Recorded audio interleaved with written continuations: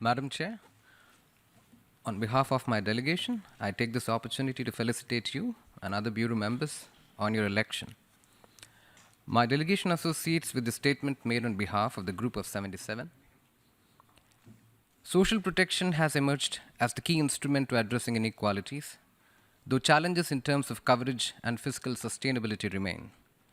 Focus on developing more tax efficient systems, formalizing the informal economy, and targeting public services and financial intervention to the legitimate beneficiaries, all achievable through technology intervention, are some of the measures that can assist developing countries with the means to reducing income inequality, enhancing economic productivity, and improving the livelihood of the poor and the vulnerable.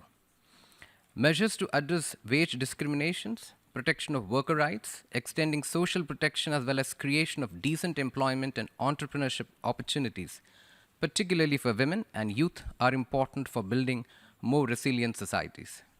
Madam Chair, 1/6 of the global population resides in India. The significance of India's success in lifting people out of poverty and addressing inequality is not only well recognized, but is also replicable. India has taken several innovative measures by prioritizing inclusive growth. This is also reflected in the motto of my government, which calls for collective efforts for inclusive development. Financial inclusion and generation of decent employment opportunities with special focus on women, youth, senior citizens, and persons with disabilities is at the heart of a development strategy. Empowerment through digitization has been the driving force behind our transformative initiatives. India's biometric based unique identification system now covers over 90% of the country's population, enhancing access to vital social services. 340 million people who previously did not qualify to open bank accounts and access financial services today have bank accounts opened through the government's Financial Inclusion Initiative. With the aim of ensuring accurate targeting of subsidies to beneficiaries and to reduce fraud, the government launched a direct benefit transfer scheme.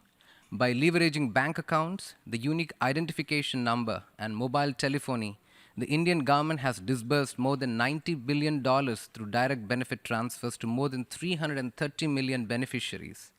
This has enhanced efficiency of social security schemes and has reduced pilferage to zero. As a step towards universal health coverage, in September 2018, we launched the world's largest healthcare program, titled National Health Protection Scheme, to provide medical treatment to nearly 500 million people.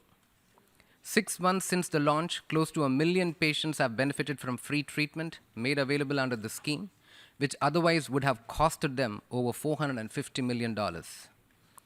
Poor and middle class families are also benefiting from reduction in the prices of essential medicines, cardiac stents, and knee replacement implants, and availability of medicines at affordable prices. For securing the health of homemakers in rural areas, we have embarked upon a program to deliver 18 million free gas cylinder connections. More than 60 million gas connections have already been provided. Small and micro enterprises, which impact the lives of close to 500 million people, is the economic foundation of India. To assist these micro enterprises to gain access to institutional finance, the government launched the Micro Units Development and Refinance Agency, which extends affordable and collateral-free loans up to $14,000 to individual enterprises. To date, loans to the tune of over $110 billion have been extended to over 157 million micro enterprises. 75% of the beneficiaries are women-owned and operated enterprises. Madam Chair, India now has the third longest fully paid maternity leave in the world. Women in India are eligible for 26 weeks of paid leave to care for their newborn. In 2015, the government launched life and disability insurance for those who never had access to insurance earlier.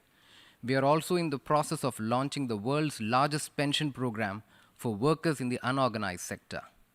The Accessible India campaign, which promotes barrier-free access in public spaces and in virtual ecosystems, promoting the rights of persons with disabilities. We have also initiated the world's largest behavioral change movement through the Clean India Mission.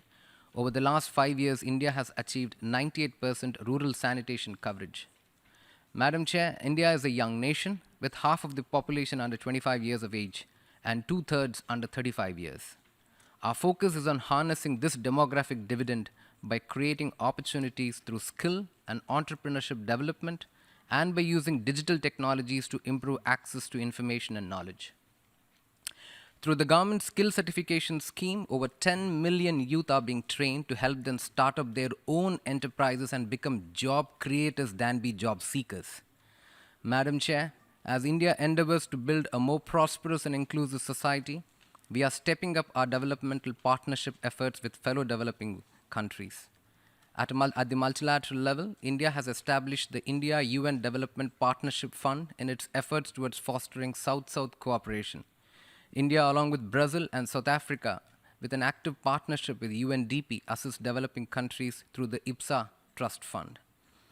India has also made voluntary contribution to the UN Tax Trust Fund for 2 consecutive years to help developing countries actively participate in the discussion on tax issues.